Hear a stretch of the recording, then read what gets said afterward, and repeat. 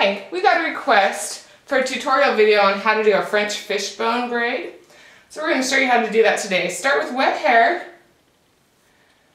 Gather two sections, one from right next to each ear.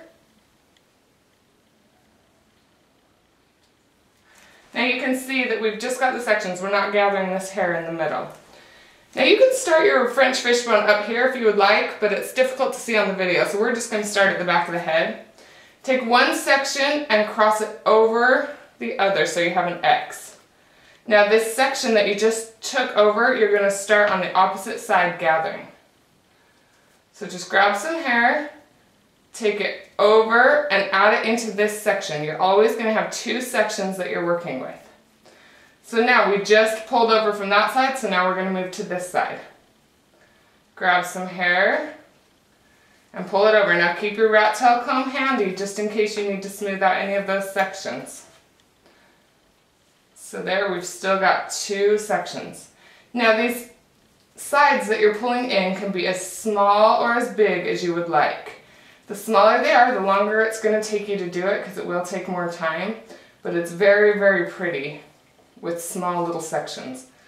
Right here we're gathering pretty big sections just to kind of conserve our time. Just keep moving from side to side,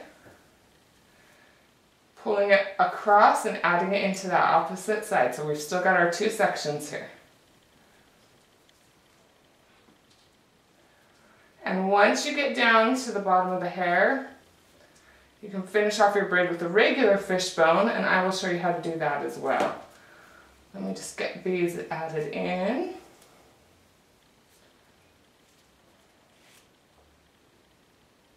It's really quite fast if you keep your sections semi-large.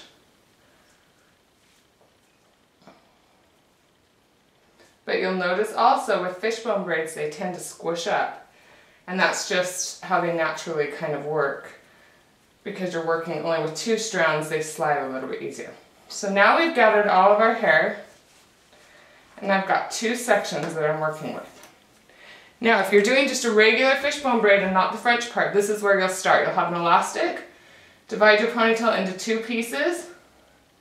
You'll reach from behind one of the sections, cross it over and add it to the opposite section. Do the same thing on the following side. Reach from behind, cross it over. Pretty simple, just keep doing that. Reach from behind, cross it over. Now I'm going to plait this quickly a few times just to get down to the bottom. Not to the bottom. It would take quite some time to get to the bottom. This braid does require more time. So we're just going to get a little farther down for you so you can kind of see the idea of what it looks like.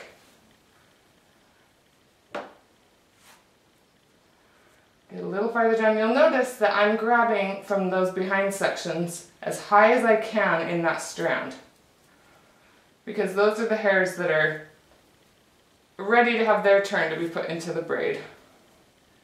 They're the last ones that were left out, so you want to kind of pull those in. You'll keep working your way down. You can see that braid starting to form now. I'm just going to get a little farther down here.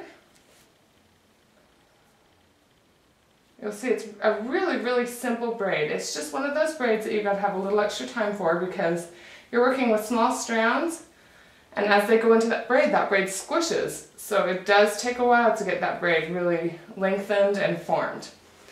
Now what I'm going to do, I found these really cool things. I don't remember what they're called. I'll post it on our blog. But they're really stretchy and you only have to wrap it around one time. They don't rip the hair. They just hold it right in place. And anyway, that is how you do a French fishbone and a regular fishbone.